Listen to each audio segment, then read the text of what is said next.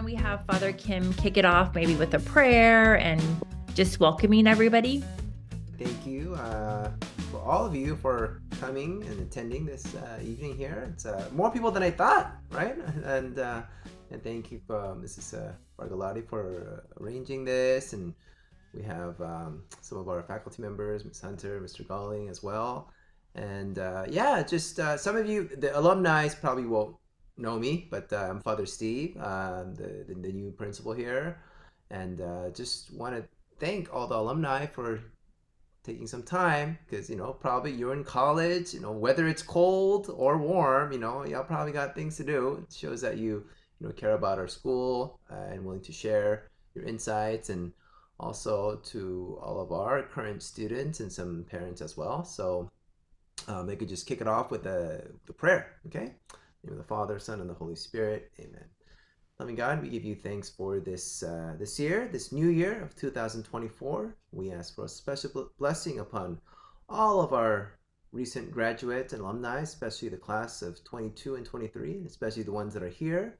We ask that you bless them in their college life, and that they may continue to grow as wonderful young adults, and also for their wealth of knowledge and sharing that will happen this evening. And also we ask for a spirit of discernment for all of our current students and their families as they try to navigate high school life, and also what college might potentially look for them. We ask this through Christ our Lord. Amen. Amen. The Son and the Holy Spirit. Amen. I think the class of 22-23, you were used to Miss Mercado. She was really good too. But Miss Hunter, she's she don't mess around. She don't mess around, okay? And in a very good way. And then she's so not only knowledgeable, but she's very, she really cares about our students. And she was one of the first hires, when I started back in July. And I'm very happy that she's with us. And I think you'll get to know her her flavor as well, So without further ado, we have Miss Hunter. Yes. Thank you. I appreciate it. Once again, for the students before the other parents, my name is Miss Hunter. I'm the college counselor working with all students, emphasizing on seniors in the fall, but here I come for my sophomores, ninth graders, and my juniors. I went to UC Berkeley. Just a little bit about myself. I double majored in legal studies and sociology, and then went to a UC Berkeley extension program for more college and career focused graduate program. I'm here to support students. I've been in Oakland, the Bay Area, most of my time, 8 years at Oakland Tech, 2 at Lighthouse, and now at SJND. And I'm really enjoying myself. Great team here. Really excited to be a part of this. So I really appreciated Vicki for including me in this. And thank you for all the work you've done to bring all of our alumni together. So thank you. So there's going to be a lot to talk about tonight, but we're trying to keep it as structured as possible. So first question is really going to be like the hardest transition from high school to college. So can you share something that was difficult for you in the transition into life as a young adult into college?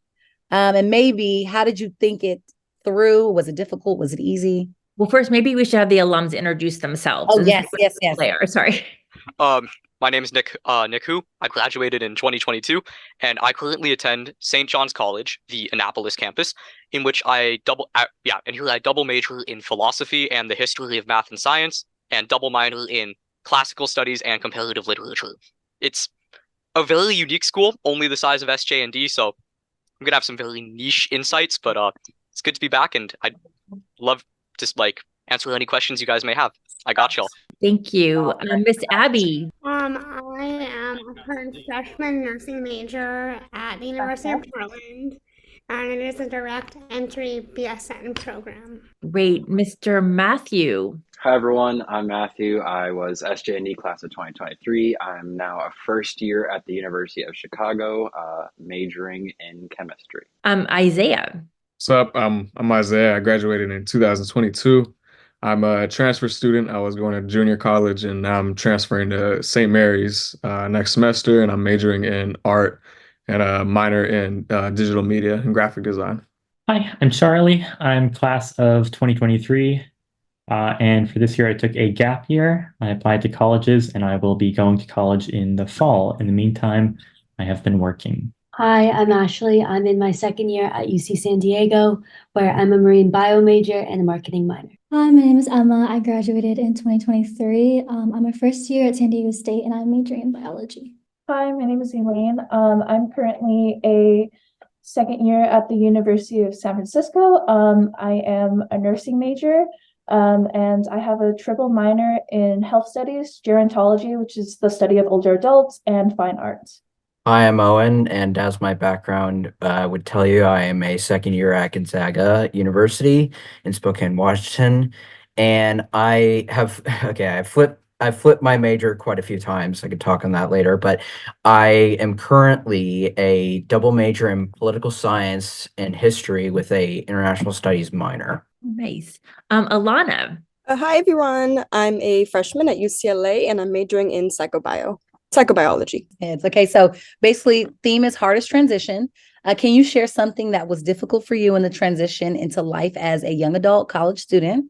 And maybe how did you work through this difficulty? I think, especially for me, COVID and having multiple years off in high school made me very, very dependent on my parents. I hate to admit it, but I didn't know how to do laundry until the summer before I left. So the hardest thing for me was like, oh my God, I have to eat. I haven't eaten all day. Or I have to wake myself up and get myself to class on time. And I have gotten good at it. I have actually really enjoyed like learning how to adult. And we like do cooking classes together, teach each other how to make food. It's been really fun. So for me, I think COVID was part of the factor in this, but my senior year at St. Joe's, we were able to retake exams, and having that as a tool was something that's taken right away in college. That does not exist. Your professors don't give you multiple chances, or at least at my school, you don't, just because it's such a large university. But I think for me, learning to keep up with my schoolwork and having homework and classwork that is no longer, I forget what the St. Joe's word for it is, but it was essentially you get the choice to do it, and in college you have to do it in order to succeed. So learning to allocate the proper time into each class and spend your time between friends and academics is a balance that you kind of figure out along your way. I'd say the hardest transition was definitely the workload. In my first semester in college, I was only taking 7 units, and I ended up failing every single one of my classes because the workload is just it's a lot different, and I didn't take it seriously until my second semester of last year, when I was taking 15 units, and it's just the workload is a lot different.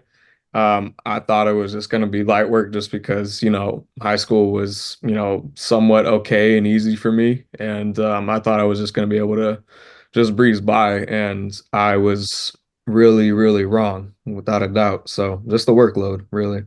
It's kind of an echo of what Abby said. Remember to take care of yourself. Absolutely focus on your studies and all of that. That's why you're attending college. But also bear in mind that you are a human being who needs to eat, who needs to sleep, who needs to stay hygienic, and all of that. So always just allocate a good amount of time to get meals, get enough sleep at night, take care of yourself, because the healthier you are, the easier it will be to focus on everything else. And I guess to kind of just summarize everything everyone's been saying, just find a good balance of all the commitments you have in your life. But make sure, again, one of those commitments is taking care of you, your body, and anything else you may need. Yeah, I would say a kind of combination of what people have said, basically the workload. It was not really homesickness for me. Sure, I'm 2,000 feet above sea level compared to Alameda's 0. And it's really cold up here, but that wasn't the big deal. The big deal was the workload, albeit I will say this second year has hit me harder than my first year. I'm going to get off this call and I'm going to be staying up for 4 hours, probably doing some notes that are due tomorrow or the next day. So, but has had a bad effect on my mental health. I've definitely had more panic attacks. I've definitely stayed up later. I've tried to pull not all-nighters. I promised myself not to do all-nighters. I pull half-nighters. and basically I just work until midnight. So yeah, that's kind of the issue. It's the workload and the effects that come with it. So this is financial aid related. I'm sure we've all had ups and downs with financial aid. So did any of you experience a problem with financial aid? And if you did, can you share how you resolved it? And then do you have any pro tips? So two-parter, if you had any problems, how did you resolve it? And if you have any pro tips about navigating financial aid. Yeah, so my first year in college, I was given an aid package and I just flat out could not afford it, especially because I go to a private university. It is, very competitive in terms of getting scholarships. So with that, I had to submit a financial aid appeal, especially since we were just like getting out from COVID year. So everyone's financials were up in the air. That's honestly my best advice. Like, I don't think that an aid package should like defer you from considering a school. I think, of course, cost plays a big factor in college, but going through the steps to appeal, which is different for each university, can help a lot. So for USF, I did an appeal and I was able to basically double my aid that year, which allowed me to go. Because, like, quite frankly, the worst that they can say is no. And even so, then maybe that's not the school for you. Aside from that, I applied to a lot of outside scholarships.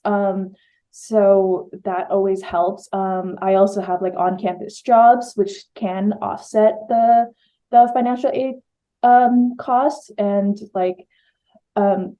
that's one thing I do recommend. Like, obviously, focus on your studies, focus on yourselves. But college is also a good time to explore on-campus jobs because they are more lenient than off-campus jobs.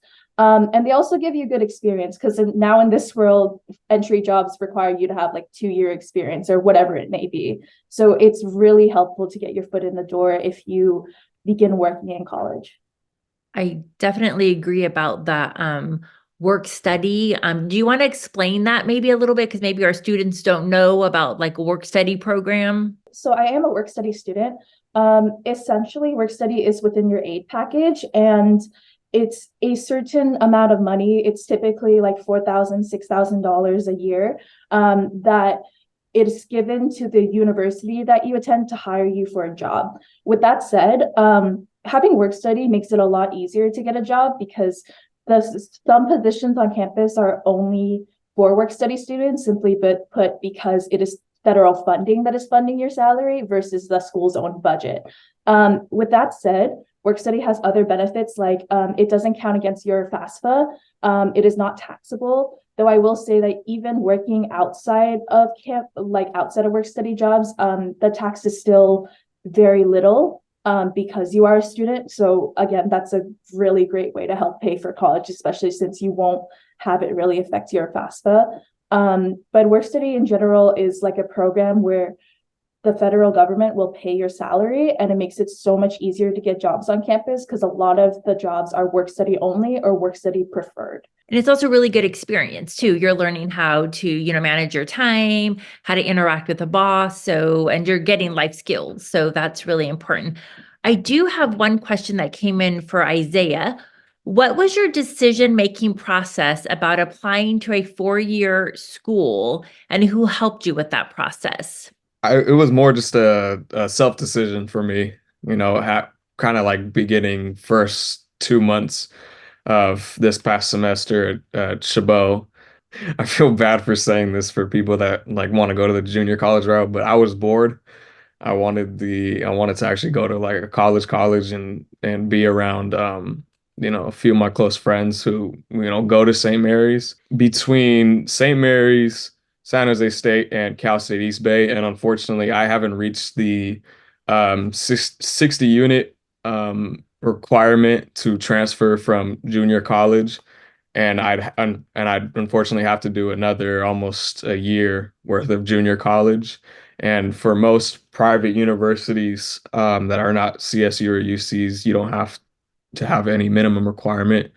So after just visiting St. Mary's a few times, getting to know their art program, getting familiar with the student environment there, and just being around my friends and getting more closer to them, it was just an instant decision for me. And then I applied, and then a month later, I got my acceptance letter. So that was pretty much my thought process, just boredom, because I was, it was just a process of going to work, going to school, going home, repeat over and over and over again. It was kind of just, it was a little lonesome because junior college is just a place where you're just gonna go class and then go back home. Like there's no really student activities there as much as at a UC, CSU, or private college in a sense. Great, thank you. I just had another question here. So it was from a parent. So her son is a ninth grader and like to know when they should start, beginning and exploring college application and the process. So probably Miss Hunter could probably answer that one. Yeah, I was just responding, so it's perfect timing. I think ninth grade's a great time to start exploring. It may not be a great time to learn the full skills of what it takes to go to all these other schools, but exploration is really important ninth grade. When I go into presentations and I do the counselors in classrooms, which I'll be doing actually next week, I believe, in ninth grade classes, we kind of explore like, why do you want to go to college? That's one thing. And then like, what kind of college? Like, let's get to know what are the different colleges out there, right? Why is a CSU different from a UC? It's not that a CSU is better or worse than a UC. They're different types of colleges, different types of experiences. So making sure we're debunking those myths, debunking the myths about community college as well. They're great plan Bs and they're all plan A's for other students. And they need to know what those options are, especially when it comes down to funds and just pathways in general. So I think ninth grade is a great time to do like a career assessment, find out that you want to kind of get into certain industries and figure out what school can better suit you. So it's more on an exploration phase in ninth grade. Then 10th grade and 11th grade gets a little more technical. And for the parents, I believe like Miss Hunter, you go to like every year you go and meet with all of the students and what they should be doing and thinking. Yes. Okay. Mm-hmm. So ninth grade's coming up for more mental health and then college exploration within the month of January, February. We're really heavy on the juniors coming up the next couple of weeks, but ninth grade would not get overlooked and they can have a meeting with me whenever they want. How about some of our students that didn't answer, some of our alums, some of like the other transitions? Maybe Emma, I don't have to put you guys on the spot, but Emma, Matthew, or Alana, like you all kind of went kind of farther than, kind of nearby. So Matthew, please take it away. So I am half a continent away. So it was definitely like a transition, and I would be lying if I said I was not extremely homesick during orientation week to the point where I booked my flight back for Thanksgiving. But besides that, there's like just a lot of differences in grading and expectations. Like, for example, my math class, my final was 70% of my grade. Like, you're not going to have that at SJND, and the pressure can get to you if you're like not properly prepared for it. And besides that, like, I guess another really big thing is getting used to the idea of being a small fish in a big pond as opposed to big fish in a small pond. Like, I literally have a chess grandmaster as one of my classmates. Like, if you go to chess club, you can get absolutely destroyed by A. Wonder Liang, whose like games are literally online as like case studies. And so understanding like who you are and what you're good at, and understanding that you're not going to be like perfect at everything, and being very forgiving with yourself, and like understanding that is very useful towards your mental health. And it also like will ultimately help you in deciding your career, because like understanding what you're good at and how you can help the world is ultimately like what helped me decide to be a molecular engineering and chemistry major. Nice, thank you. How about Emma? I would definitely say kind of learning and creating work-life balance. A lot of high school is studying and, doing sports, extracurriculars, but then after that, weekends are usually just for hanging out with friends. You don't typically think about doing things outside of school on weekdays, or at least I didn't. So I guess going to college really helped me learn how to create that work-life balance. So like if I wanted to go out with friends on a Monday night, I could, but I would have to put school first and spend the weekend studying, or vice versa. Good answer. Alana. I am totally there with Matthew on the homesickness, and I live much closer. But anyway, I would say one of the biggest transitions for me was going from SJND, where I virtually knew at least everyone on campus, at least knew of them, to a huge campus where I knew absolutely nobody. And like, I would consider myself more of an introverted person. So I would say this was one of my main, if not biggest, concerns. And the first note I would like to say on that is that when you get to your dorm and if you're sitting by yourself and you feel lonely, I can absolutely guarantee most people, if not everyone, is going to have that experience the first week, first month. So don't feel like there's something wrong with you. Don't feel like it's a you thing, because it really isn't. But with that, also don't be afraid to put yourself out there, especially if you're an introverted person. I have this memory of during the first week of school, the ladder, I'm on like the lofted bunk. So the ladder sort of came undone. So I couldn't get back in bed safely, at least. And so I remember having briefly met a girl who lived a floor down from me. And I just knocked on her door and was like, hey, can you help me with this? And then she offered to go get dinner with me. So literally, friendships and relationships can come from the smallest of moments and experiences. So really just have the confidence to put yourself out there, because people want to get to know you. Great, thank you. We have a really good question now for Charlie. Can we hear about, hold on, sorry. Can we hear about Charlie's decision to take a gap year? And what was that experience? And was it hard when your friends went to school, or it wasn't?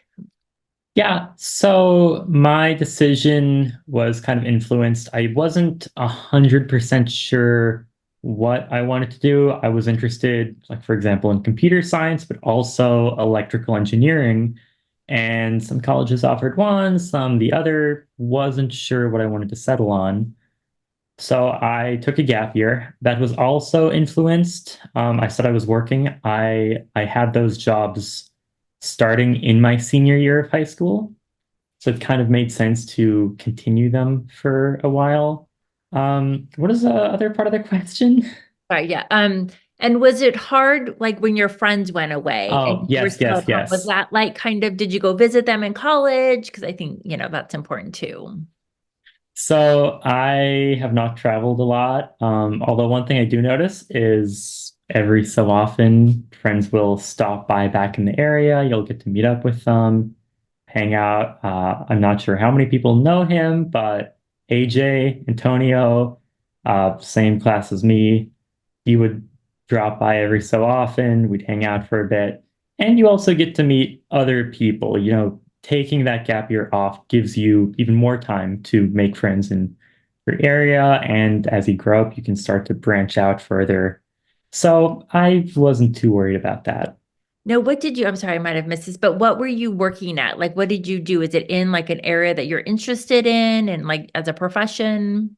Yeah, so one of my jobs is working at a local computer repair store. So it's like fixing computers, which is something I'm totally interested in, but also kind of working with customers and so on. Then my other job is remote. It's doing like data automation for a marketing company, and that's a lot of programming, which is also another thing I'm interested in. So yeah, I like both of them. Nice, thank you. Okay, so I have another one. Elaine, could you or anybody else talk more about your RA experience and maybe explain what an RA does, and maybe also roommate contracts and all of that? So I'm trying to look. Here's Elaine. Trying to look on the Zoom. Yeah, so for those of you that that don't know, an RA stands for a resident advisor. Essentially, we are just people that live in the dorms with the residents here, and then we're in charge of like making sure there's no conflict, enforcing policies, and just making sure everyone's okay. So I'm currently a sophomore, and this is my first year being an RA. Luckily, I am the RA of freshmen, so I feel a little better that there is somewhat of an age gap, so I can hold some sense of authority. But that said, a lot of the time my residents feel like family, where you see them in the hallways every day, and then we plan events to facilitate bonding, like especially the first week of school during orientation. We had like a move-in carnival with all of the buildings, and then we had like a game night. There's a lot of different aspects to the RA role where like there is parts where you do have to do like programming and interviews and all of this like more textbook type things, but there's also aspects of it where you get to interact with people and help them grow, and it's very fun. I think the other thing about being an RA that is a benefit is I do get compensated for room and board. So that is definitely very helpful, especially in the housing market in San Francisco. So that is one incentive. But other than that, there's actually so many RAs on campus that it's essentially a networking place where I've met so many people just through the RA role, like upperclassmen that I would have never have talked to because we're in different majors. So I think overall there are more pros and cons. Like, of course, you will find stories of like this crazy thing happened, or it can get overwhelming. But I think overall, if it's something that you're interested in, like you really should go for it. Both for the work experience and just like the life experience in general. And speaking of work experience, I just got off like a Zoom call with some graduate nursing students that I'm meeting up with in DC for a policy summit. Some of them I found out they're also RAs, so we got to bond over that. So even after college, like it's a really great way to network. And then I think Abby, you had something to say too, or you had your hand up. I don't know if I heard you correctly, but I'm not an RA, but I had a really interesting, unique roommate experience that I thought I would share and like just give my advice. So I'm just gonna put it out there. I can say no. So I confirmed my acceptance. I got accepted in November of 2022, and I confirmed literally 3 days later. And then I was on the roommate Instagram page. And if you're going to be going to college, you will probably have a Instagram page for your class and like, hey, I like this. I need a roommate. And I got a text from this girl who was a year older than me and asking if he wanted to be my roommate. And I'm like, sure, great. I'm set. Come a few months later, she texts me back, tells me she's getting married and dropping out. So then I was put in a suite with 6 other girls. And you guys can just imagine what happens when you put 6 teenage girls together. It was not good, and I had to move out. So now I'm in my own room, which is really nice. I had to advocate for myself, which was hard, but it was a really good lesson. And now I'm here and happy. That's awesome. Let's keep that question going, actually, since it was one Yeah. of the questions. Yeah, I think we got a couple here. We got so Owen. Sorry, repeat the question. I just blanked right now. Was about roommates. I think it was also about, about Yeah. roommate contracts and all of that, just having a Yeah. roommate experience. Yeah, so I got so I went into the freshman dorm that called Catherine Monica. It's basically one of the older dorms on campus. Like you could clearly tell it's from like 60s. Like 2 levels. It's separated boys, girls. And I will say I was kind of nervous. Especially scared about what my roommate situation was gonna be like. But I struck gold with my roommate because he was a lot like me. We had a lot of shared interests, and we both liked a quiet room. We both liked going to bed early, and we didn't like much of activity. But also, he's in running club, and we had another guy down the hall who was also in running club, and he was very nice, and he would always come over to our room, play video games, and essentially he became my second roommate. And honestly, I will say, yeah, Catherine Monica, definitely the wildlands in terms of dorms. There's definitely an incident. I'm not going to tell you what happened, but it definitely involved alcohol and some nudity in the middle of the night. But regardless, my roommate and my friend down the hall, we have formed a suite group, and we're living together now, and we've expanded our group, and we're all going to be staying together for another year. And so I will say, party dorms, there's something. But I think and this is my opinion, I think everyone should have an experience in a dorm, because you get to meet a lot of people. Sure, they're kind of odd, but you get to meet people. and you get to socialize, you get to see the environment, what it's like to live with other people, because you're probably going to have to do that eventually. It wasn't too much of a shock to me because I've grown up with two siblings, but I think it was pretty interesting, and if I could do it again, I would. Nice. Thank you. Sorry if it was long-winded. No, Ashley. So I feel like with my roommate experience last year and this year, I've used a lot of my good karma in life.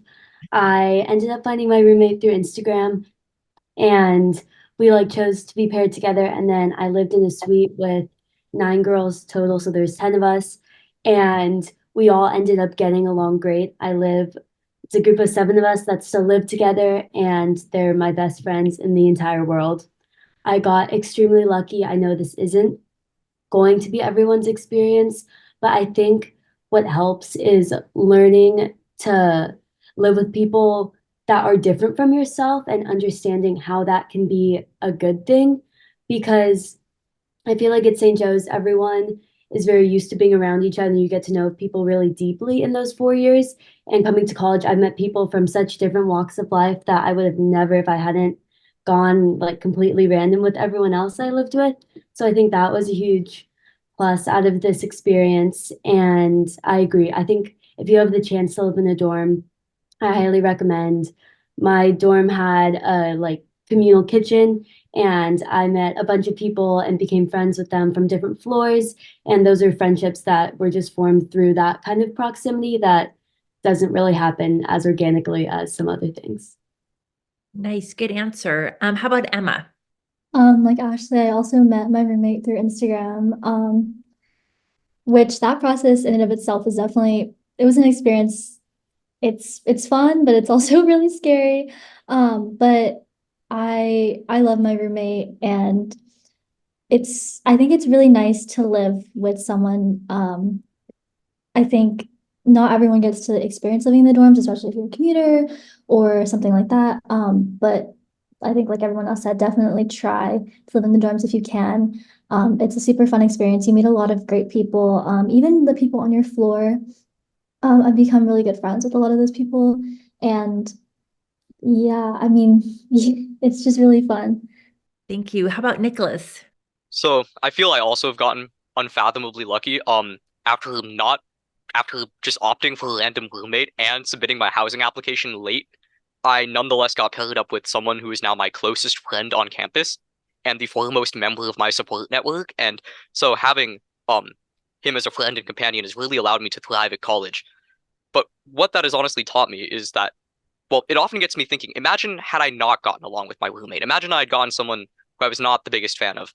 And so my biggest piece of advice would be actually do put a lot of time into finding a roommate via whatever means your college provides or encourages you. Because not everybody's good.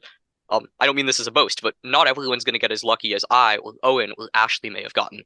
And so put a lot of effort into finding someone you really gel with, who respects your boundaries, and you can be very civil and diplomatic in your negotiations. Because at the end of the day, as other people have mentioned, people, no matter what, will be eccentric. They'll have different habits and etiquette than you. They'll have a different lifestyle than you. And thriving with your roommate is learning to understand their boundaries and what they need, and also communicate and enforce your boundaries and what you need, and just establishing a very healthy and honest relationship. And if you do end up finding someone who you really get along with, it's one of the best experiences ever. But yeah, just make sure, put a lot of time into finding who your roommate is, and do your best to be a kind individual to them, and but also state what you need and all of that. Thank you. Thank you. We had one question and I didn't want to overlook it. I'm sorry, Paige, but Paige was asking what sort of like outside activities, outside of academics, can you participate in the university? So maybe some activities like intramural sports, or what are you guys doing? Oh, like, okay, Ashley. So I'm on the club volleyball team at UCSD, which for me, I went through the whole recruitment process to go and play in the NCAA, either any of the 3 divisions. And then I got into the end of my senior year and I decided I wanted to have a college experience that wasn't fully centered around sports. And I think playing a club sport in college is a nice balance between being on the NCAA team and doing intramural. So you still get to be in a competitive program, but it's only a few days a week and you still have time to do other things. So I was able to join a sorority, and I'm in another club on campus called Girls Gone Wild, where we go on hikes, we go rock climbing, just a bunch of outdoor activities. And it's a great way to get to meet people outside of your classes and who have very similar, interests to you. Nice, thank you. Elaine. So outside of academics, like I do have my clubs that are like related to my major. So like I have like nursing student association and clubs of that nature. I'm also in a sorority, and that has been a good outlet to socialize with people and find people that may not be in my classes. Outside of that, like my school offers like a lot of club sports and a lot of intramurals. And what's nice is they offer a lot of random things. Like we had like judo and then taekwondo and a lot of martial arts. So I like tried it for a little bit. So I tried taekwondo. So there are lots of programs like that. And then other than that, like I have worked a lot in college. I think in total I've had like 4 different positions. So I've worked as a resident advisor, I've worked in the vice president's office at my school, and then I'm also a tutor and a lifeguard. So there's a lot of different opportunities. So for me, like I try as hard as I can to balance working and schools and like fun extracurriculars. And I think having an outlet like going to the gym and trying taekwondo or talking to the girls in my sorority has been very helpful for that. Great. Matthew. I have quite the diverse set of things like I can do at my school. So, for example, we have a lot of programs where we do things as like a house, so of a group of about 150 kids. So, very recently, like you could have gone to White Sox and Cubs games back when baseball was going on. They pay for Blackhawks tickets and sometimes Bulls tickets, although those are a lot harder to get, I will be honest. And then, of course, there's like going out to restaurants or going to like skating at the Bean or going apple picking up north or like going to swim on Lake Michigan. So, like, by the way, I don't recommend doing that. It's 36 degrees. You will freeze. So, like, only go in for a little bit. Besides that, I'm also a copy editor of my school's newspaper. I thought it's very interesting. And then we have in like clubs on foreign affairs where we get to go visit embassies and consulates and get to talk to the ambassadors, since Chicago has quite a few of those. And then also we have the Institute on Politics here. So almost every major Illinois politician comes through. So like we've had Obama come over because of course he went to my school, and the Obama Center is being built literally right in front of me. Like I can see the construction going on. But like we've also had Pritzker, the governor, we've had the senators, the representatives, and overall, I think it's like a very good experience being able to surround yourself with politics as well, like from both sides. And I think it's very important that we as young people like get ourselves educated on it. So that's why I definitely wanted to join a bunch of clubs about politics. Great, thank you. And then Owen. So, yeah, kind of like what Matthew was saying, there is definitely some sports and also what Ashley said, there's a lot of opportunities for sports. I'm not joined in any of them. I don't really have the time, unfortunately, because of my 2 majors and my minor. But there is, I will say, Gonzaga, as many know, is a big basketball school. So things always get very exciting. I actually went to my first basketball game last semester just before finals because I was like, why not? There's tickets still available, and they usually sell out pretty quickly. So just watch Gonzaga beat up on a SWAC team 70-40.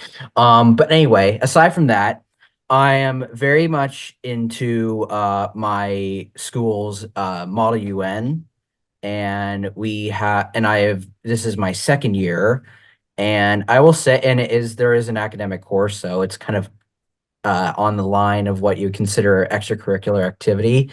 But regardless, we do quite a lot of work, and We go to two conferences. We're going to two conferences, one in Portland and one in New York. I'm going to be representing Chile on the Human Rights Council in Portland, so that's going to get heated. And I'm going to represent Mozambique on the IAEA in New York. So it's a very impressive. And yes, I know. Yes, I know that, Isaiah. We Yeah, congratulations finally. But anyway, it's a really great place to meet new people and experience what you want to do, because there's quite a lot to do, in especially when you have free time in Portland and New York. Like my friends, they're always out in Times Square. They're always walking around until midnight. So it's just such a really fun experience. Okay, if I don't ask this question to Miss Hunter, or someone's going to let you do something. How did you figure out your major? So there's a lot of questions. I got bolded, highlighted. So those are some big questions. Okay, Miss Abby, go for it. Okay, so I know this is like a cliche, but like for me it's like really real. And like if you knew me in school, you knew me. I have wanted to be a nurse since like day one. My mom's a doctor, and that had zero influence in my decision. I think it was just my life experience and the struggles I went through that made me think, oh, I want to be a nurse. And then I wasn't in biomed, but I took a lot of the biomed classes, and that really pushed me like, yeah, this is what makes me happy. Nice, thank you. Isaiah. So it all started when I was in seventh grade and I went to this little summer graphic design program at Castro Valley High School. It was like a month-long program and I instantly loved it. And then I took digital illustration slash graphic design with Mr. Foco sophomore year. And then junior and senior year, when I was in AP Art with Mr. Ritter, and Mr. Ritter just really allowed me to emphasize my portfolio on digital illustration and graphic design, and it was just something I loved doing. And then when I figured out that you can do it as a profession, that was just the final deal for me, and that's where I figured out that's what I wanted to do. It's pretty simple, but you know, it's I'm glad that it happened, because if I didn't go to school for graphic design, I don't know what I would have done. Great answer. Alana. So for me, considering psychology as a career was a fairly new thing for me. I would say my junior year in high school. But I also knew that I didn't necessarily want to go the traditional psychology major route, because I just didn't want to pigeonhole myself in that one route if for some reason I decided to go a different way, a different aspect of healthcare or something like that.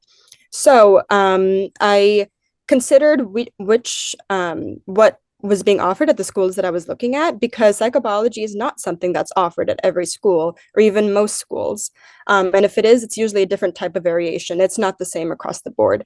So something that I would recommend is that you take a look at those niche majors that are specific to certain colleges, because it may be something that you're super interested in that is actually only offered at one or two institutions that you're considering. So that would be my piece of advice. Great, thank you. Ashley.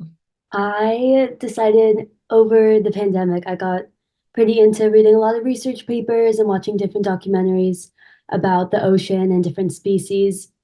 So I had picked a bunch of schools in California, and all of them had marine bio minors or majors.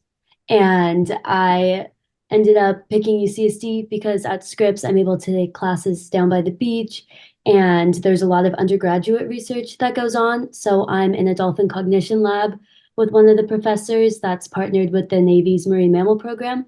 So 3 days a week, I get to go on base in Point Loma and work with the dolphins and sea lions in all their work that's mine hunting and swimmer diver recovery. And it's really exciting, and it's cool to get to experience some like very hands-on work this early on that's connected to my major. Yeah, what a unique program. Elaine.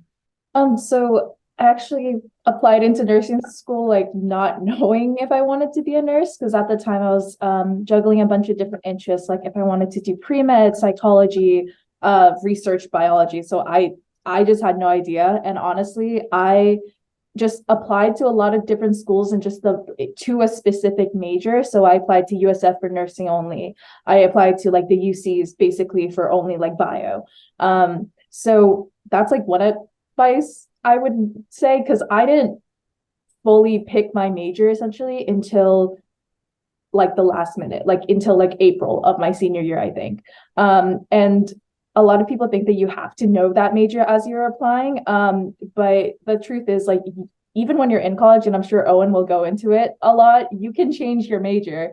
And a lot of schools actually let you in undeclared, or it's like pre-law, or sorry, like pre-bio or pre whatever it may be. So I guess this is a weird way to answer it, but I just want to emphasize that there's not a lot of pressure in picking your major right now. And the way that I picked mine, honestly, is asking people that actually went through the career routes that I was interested in, like, what did you major in? Like, how did you go through this field of study? And then from there, I just did my own research based on the schools and kind of went, where do I see myself at? And then I kind of just chose from there. Good answer. Okay, Owen, I think you look like you have a lot to say about majors. Yes, I do, because it's been quite a roller coaster ride for me in terms of majors. Okay, as Elaine said, like, you really don't have to have your major planned out in your head when you're applying. I cannot emphasize how important that is. I had no clue what I wanted to do, and I still don't really know. And like going into admissions, I panicked. I thought I had to choose a major, and so I chose history because I know history. I love history, and I didn't know I could go undeclared. So after I found that out, I started to test the waters. I decided on international studies because I thought, okay, I know some Spanish. I can take some political courses and then history courses, and I could study abroad as well. And so I changed my major. And then I realized, oh, well, I could still do some things with a history major because you can, for the record, any ambitious history major wannabe history majors out there, you can do stuff with it no matter what people tell you. And so I changed it again. And then I realized that the amount of credits, because credits ultimately is driving me right now, it was going to dictate what I wanted to do, especially regards to my international studies major. So I dropped it and I chose political science instead. And then I have decided that I have enough credits because I took all last semester, essentially all international studies courses. So I'm probably going to go with a minor. So I've been really changing and my major consistently, and I will tell you, it is totally fine. It is 100% fine.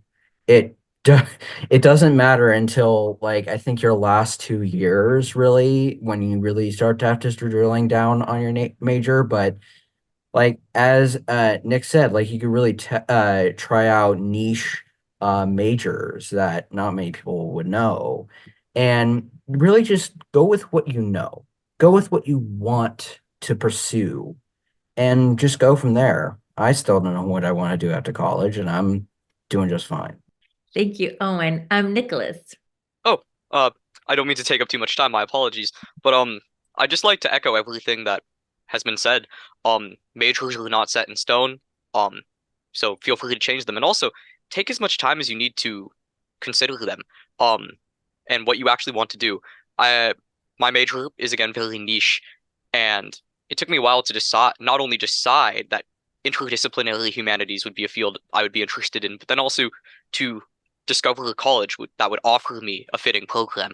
And so I know it may seem like in the Common App software and all of that that you need to choose a major, but no, take as much time as you need. That's reasonable, of course, to decide what you really want to do. And if you can't decide and you need to go for something, don't be afraid of changing it in the future. Great. Thank you. Matthew. I kind of have a unique experience in that my school, the one that I'm currently attending, actually doesn't admit my major at all.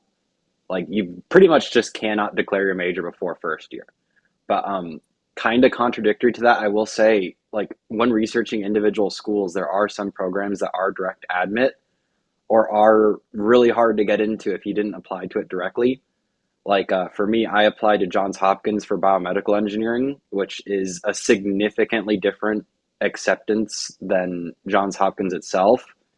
And if you were to go there and try to be a biomedical engineer, it would be extremely hard if you didn't do a direct admit.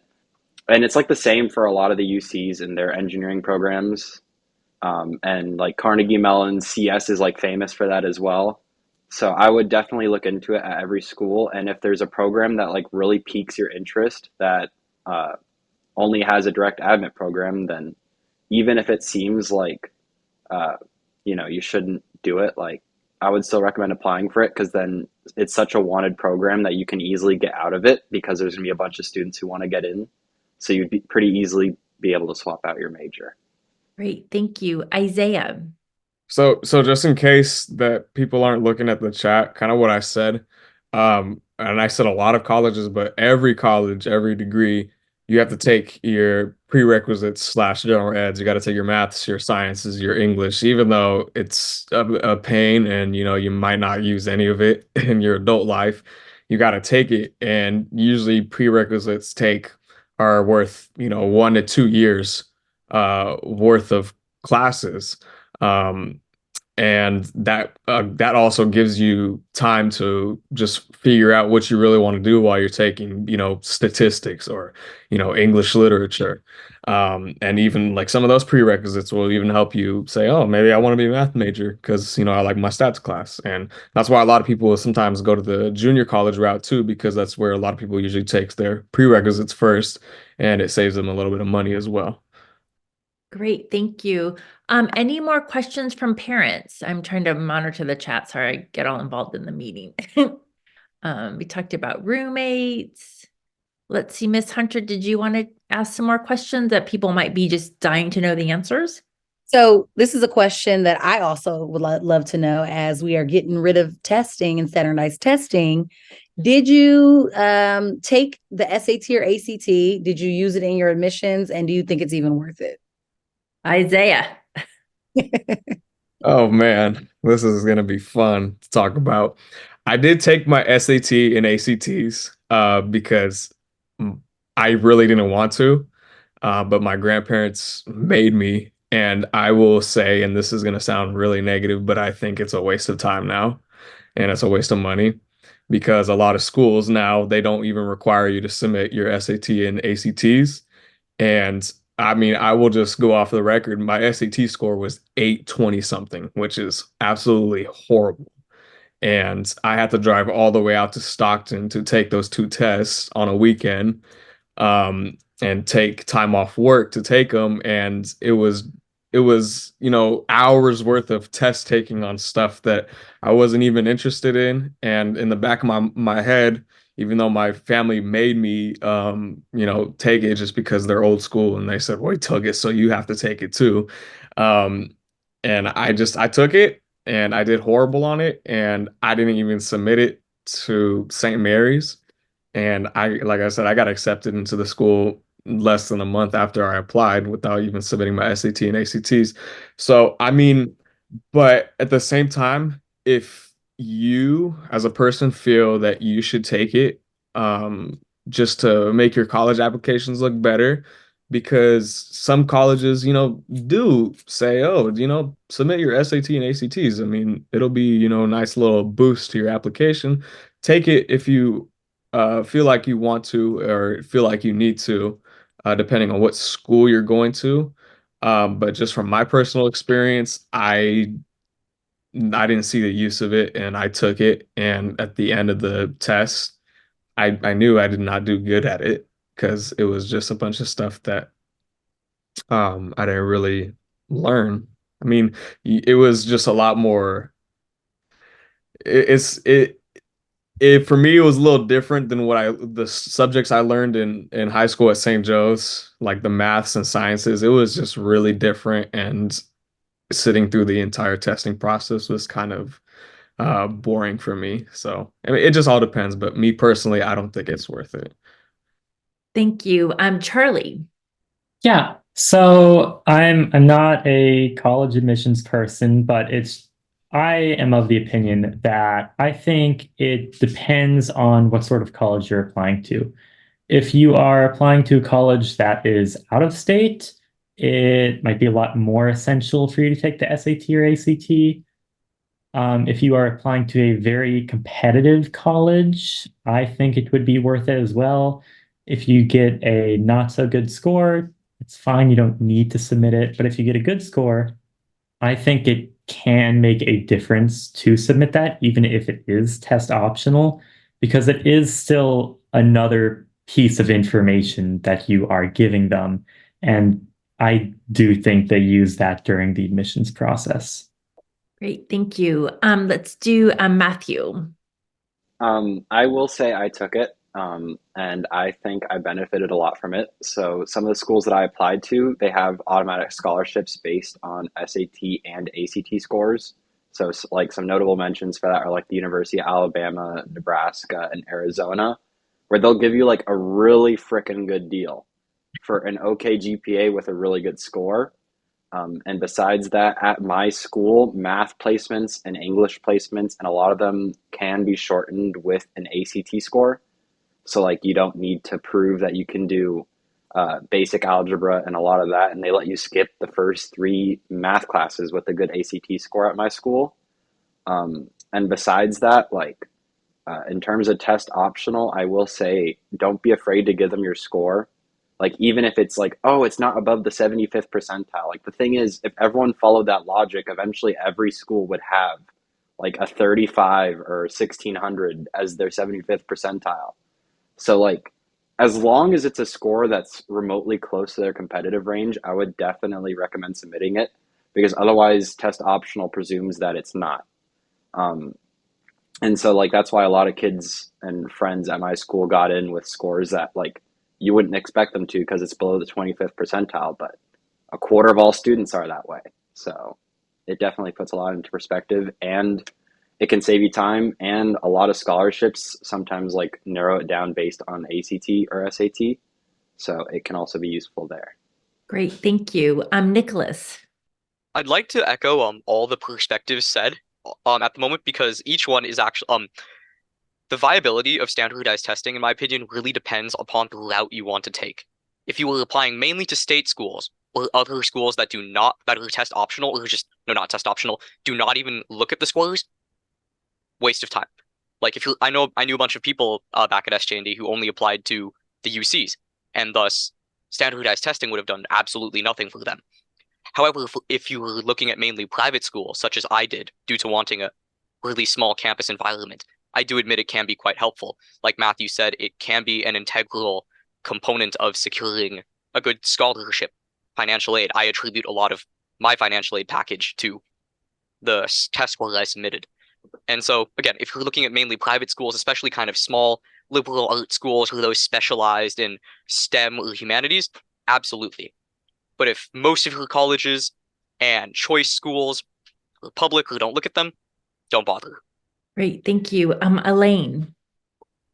So I took the SAT, but I actually did not submit my scores to any of my schools.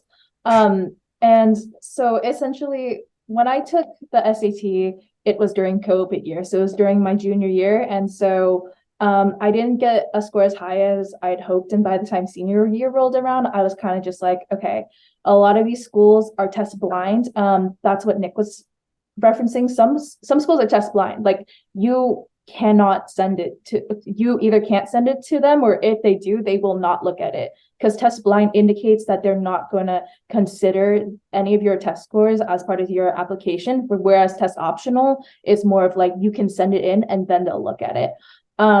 So a lot of the schools that I was applying to were test blind anyway, so I didn't submit it. And then the ones that were test optional, I kind of just decided that I thought that my application was stronger without a score attached to it. So I went that route. And like Matthew said, like some places do accept the SAT and ACT for certain like placements or scholarships, but not all of them will. A lot of colleges have scholarships just based on GPA, just flat out GPA, or more so the private ones. And on top of that, they're like, if you don't take the SAT, you can always take like the actual placement test when you're in the college. Because in my opinion, like I feel like me taking an exam right before I'm about to take a class, like after my senior year, kind of shows my knowledge where it is at that moment. Versus if I send in like an SAT score from like my junior year or early senior year, I feel like that's like if I did well, great. But if not, then it kind of doesn't reflect my actual skill level. So that's just where I'm at for it. I think it's a personal choice, and really there's no right or wrong answer. But just because the SAT is so costly and sometimes you have to go very, very far to take it. Like when I took it during COVID, I had to drive all the way down to Santa Cruz to take it because everything was getting canceled. So I would weigh your options, and it's like, especially the price of it and just how much testing prep costs these days, like just weigh your options. Like how much time do you have? How much are you willing to put into it? And how much do you think it'll actually affect your application? Because like in my case, like it did not affect my application whatsoever. Great, thank you. We had another question earlier about like kind of the college experience, the town. What are the students' opinions on their college town experience? Some universities are, obviously in big cities and some are in small towns. So kind of what's your thought about that? Okay, we got it. Okay, Owen. So basically I'm in Spokane, Washington. If you don't know where that is, it's basically on the very, very far east in Washington. It's like right next to the border with Idaho. It's a fairly small, mid-sized city. Like I'd probably put it like sort of a little smaller than Oakland. But and that means our campus is a little far from downtown. It's kind of in an area called the University District because we have Whitworth, we have Eastern Washington University, and we have Wazoo. And it's kind of like it is sort of like nice college town. There's restaurants to go to, and that's pretty cool because our school, and I assume this is for others, we have a system of like uh essentially student currency. We call it Bulldog Bucks, and we can use them to get food, to get a haircut or something like that off campus.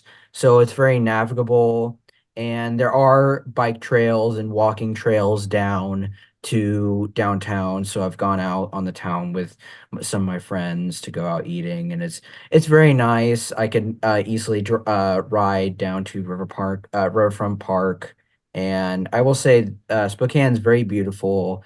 It's on a river, so I say it's a pretty good experience. Great, thank you. Alana. Well, I would say that UCLA is a mini city in and of itself, but it is in a very wealthy area, which by extension makes it very safe. I think like as you're driving up, you will pass like the Bel Air entrance, so very wealthy. And in terms of safety, campus clears out pretty late at night, but I still feel safe even when it's like pitch black. There's like lightings all along the way. We've got the emergency call buttons. So if that's a concern for you, I would say that it is generally very safe. We have Westwood as our little college town, which has a Target and a Trader Joe's. I think someone mentioned in the chat, yeah, Nick said find a grocery store. We have a shuttle that will take you on the weekends to the Ralph's that's in Westwood. So easy access right there. We also have a shuttle on the weekends that will take you to Santa Monica. So it's really nice that university like provides a lot of that transportation. So again, if you're worried about things like safety with Uber and whatnot, there is that option for you. Great, thank you. Ashley. Oh yeah, I would say mine's very similar to Alana's, where UCSD is essentially mini city. That's the goal of our chancellor, is to make it very self-sustaining. So we have a Target on campus, we have lots of restaurants, markets, and then right next to our campus is a whole shopping center with multiple grocery stores, banks, all that kind of stuff. And with your tuition, you get free bus and trolley passes. The trolley's essentially like BART. and it can take you all around San Diego completely for free, which is nice, especially if you don't have a car your freshman or sophomore year when you're on campus.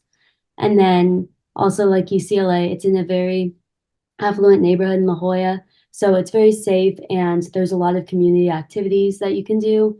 They have street fairs and farmers markets every weekend that I'll go to with my sweet mates, and it's a very nice place to be. The weather's lovely. Thank you. How about Abby? So Portland, if you've been there, you know, or I don't know if it's just my opinion, but it is very much like Oakland. Like if it wasn't for the weather, I would be in the same city. The transportation is very clean, cleaner than BART, which makes me feel safer. I think a bus, I pay $125 for a whole day pass. That is a 17-year-old pass. So if you can get away, they don't check. So just say you're younger to pay less.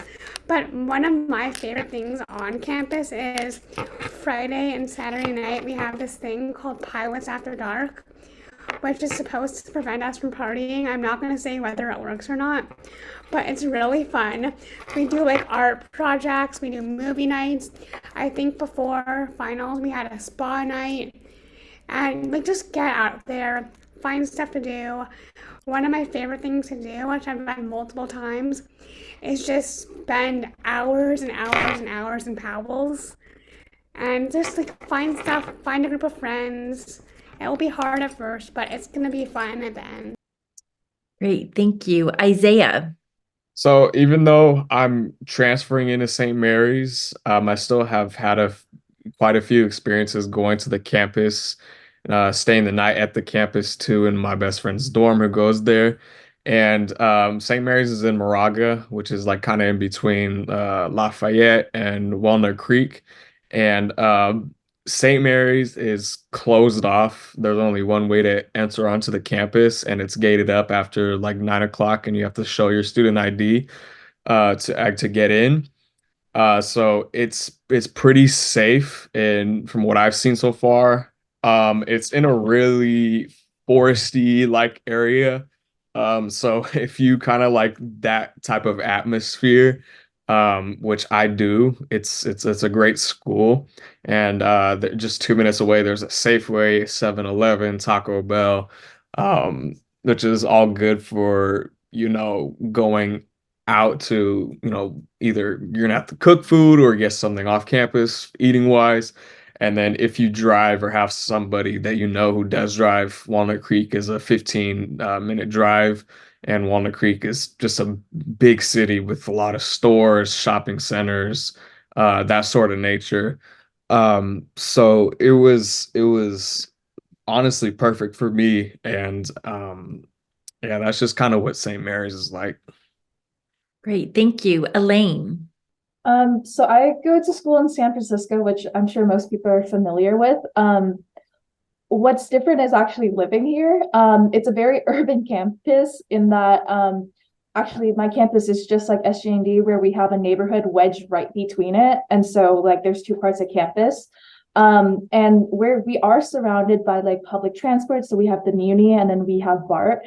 But unlike a lot of these other schools, it's not in the most affluent or safe area, whereas SF has a housing crisis, and when you go into different parts of the city at different times, it's it's a different environment. And I will say that I do feel safe on campus because we have resources such as like public safety officers. All of the buildings are like locked in that you have to like tap your student ID to get into the building.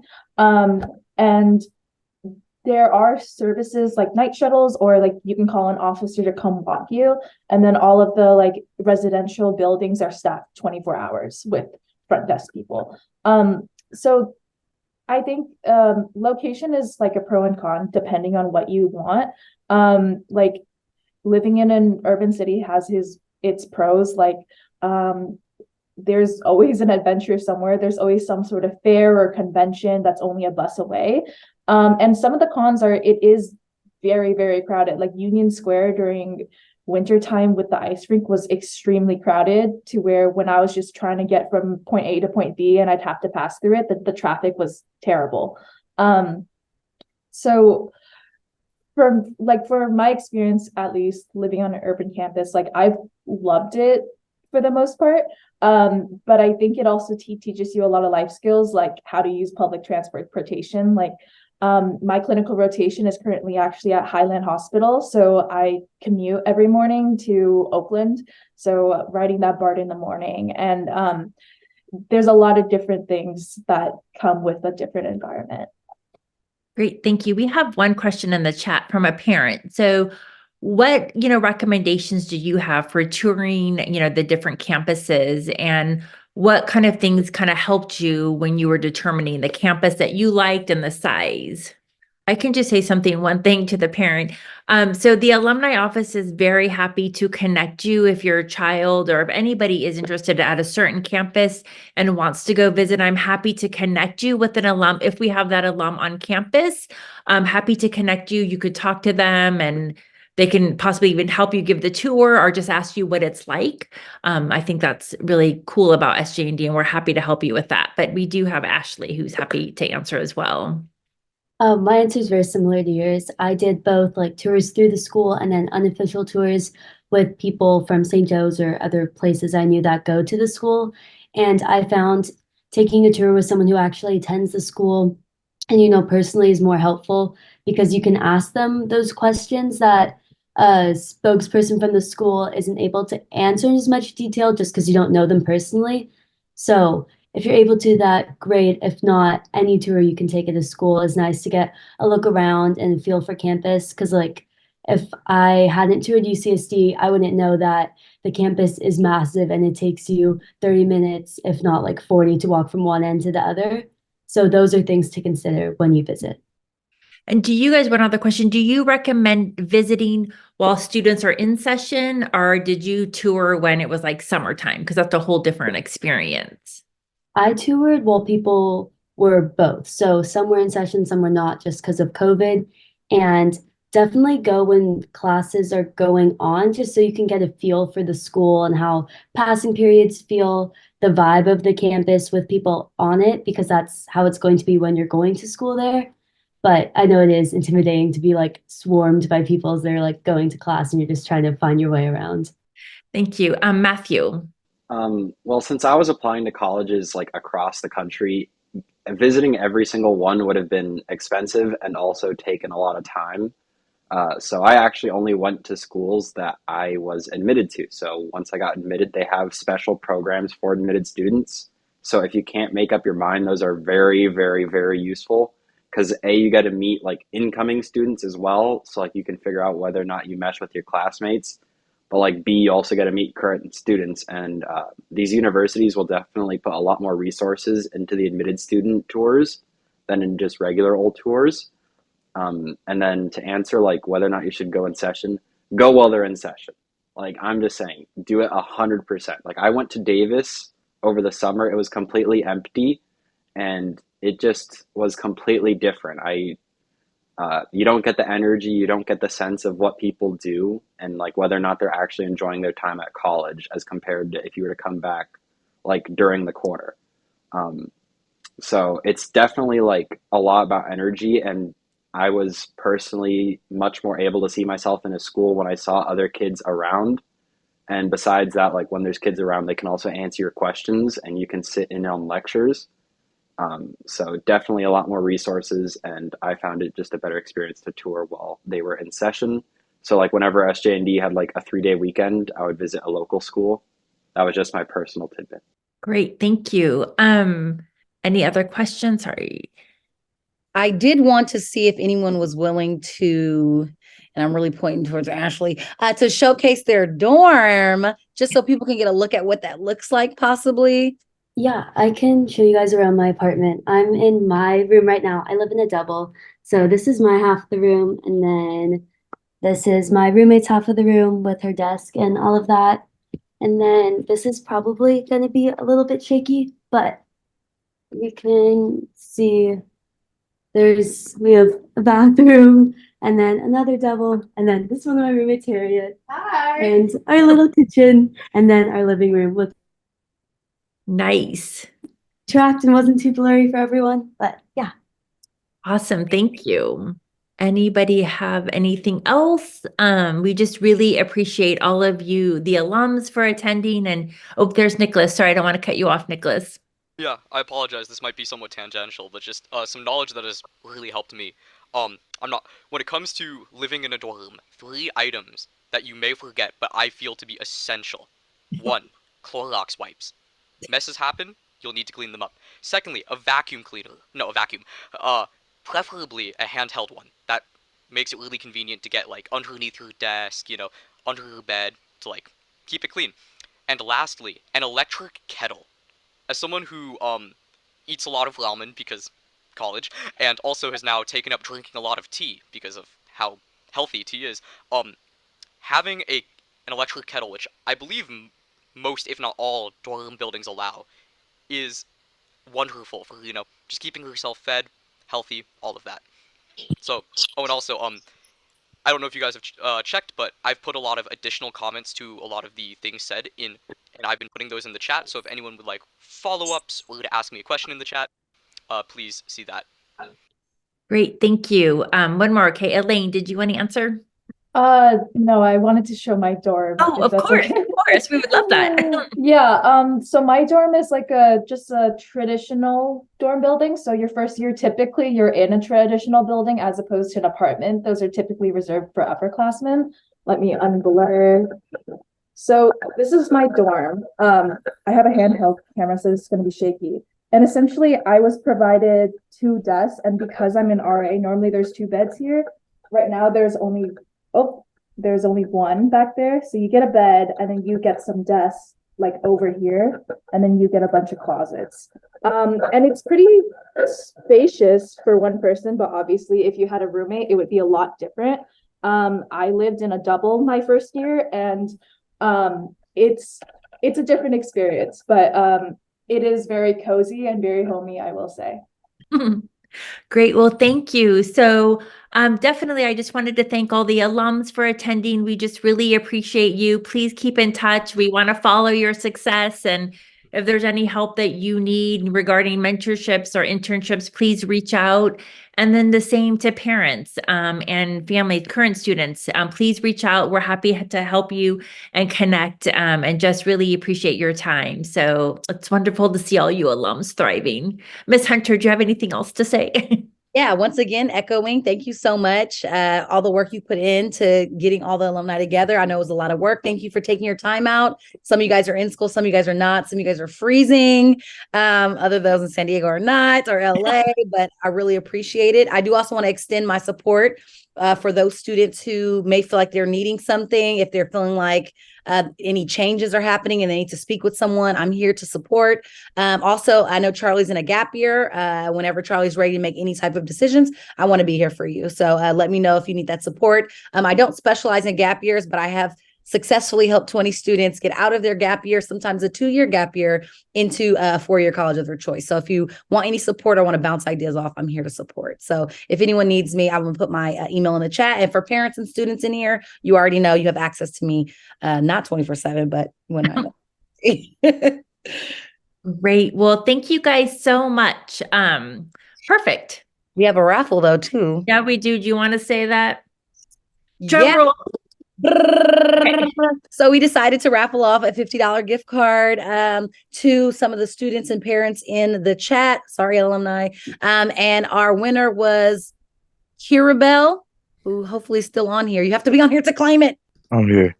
Oh, He's here. Yeah. So Kirabel, you have won the gift card. But alums, I will be sending you an e-gift card as well. So you're not forgotten. And we want to make sure you're stay fed and healthy and get your tea and ramen. Great. Thank you guys so much. Have a wonderful evening. Appreciate you. Kirabel, I'll email you. Thank you, everybody. Thank you. Thank you Thank so you much. guys. Thank you. Good luck in all that you do. Thank you. Thank you guys. Bye, you guys. Bye.